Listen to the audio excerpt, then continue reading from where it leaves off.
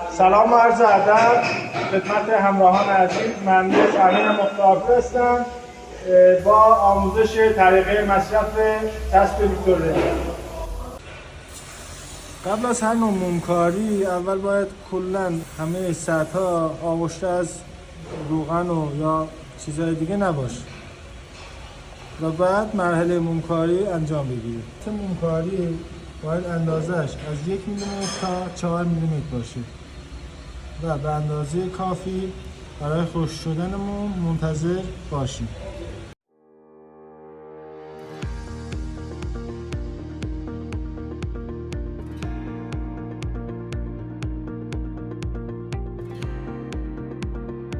خب دوستان، شرکت تولید کننده یه کار خوبی هم که انجام دادن، سر تزریقی که واسهشون طراحی کردن نسبت به ابعاد میتونی اینجا رو برش بدی که اندازه‌اش چقدر بیاد بیرون، نسبت به سطحش میتونی تنظیم کنی راحت. خیلی هم عالی هستش. دوستان عزیز، همینطور که نسبت سطح ما تشخیص دادیم یا مکانیک به اصطلاح قطر مورد نظری که میخواد مومکاری کنه، باید اینجا رو برش بدیم که واسه ما این مقدار لازم بود مومکاری انجام بدیم، برش بدیم. پس اینجا کارمون راحت تر میشه، نحوه مومکاریمون هم منظم و دیگه روغنیزی چیزی پیش نمیاد.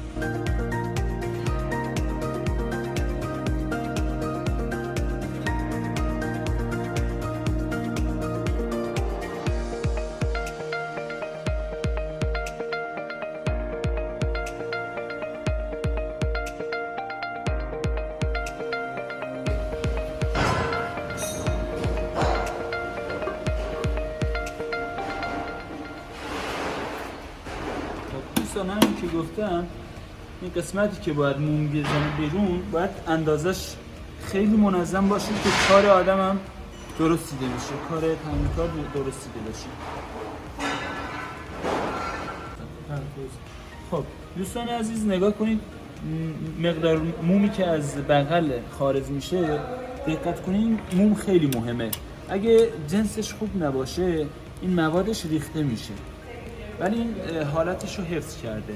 این خودش که حالتش رو حفظ کرده، این حالت مونده، موم نشون دهنده اینه که جنس موم خیلی عالیه.